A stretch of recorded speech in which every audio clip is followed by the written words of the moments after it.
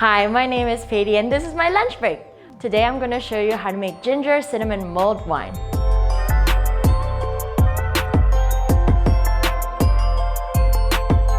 I love this recipe, especially for the Christmas season. It fills the house with this warm cinnamon smell. Nothing more cozy than that in a winter day. You can order all the ingredients in this recipe for curbside pickup or delivery through the link below. Let's get started. First, we're gonna add the red wine. The great thing about this recipe is that you don't have to use anything expensive. Today, we're using a Cabernet Sauvignon, but use anything you like. Then I'm heading on to the orange slices, honey. If you don't have honey at home, you can always use brown sugar as a substitute, the ginger paste.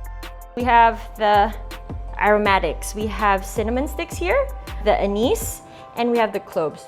We want to heat this up to medium-high heat. We just want to get it steaming, not really bubbling, otherwise all the alcohol will be burned off and we don't want that. Lower the heat to medium and we're going to have it here about 20 minutes for even up to 3 hours.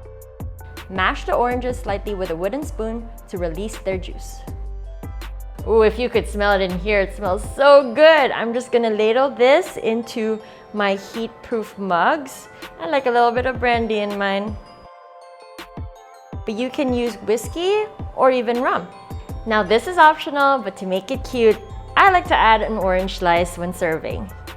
The little cinnamon stick. And finally, a star anise. Boop! Serve it right away while it's still hot. Now you know all my secrets. This is definitely how I like to spend my winter evenings. If you make this recipe, don't forget to leave a comment, like, and subscribe. Cheers!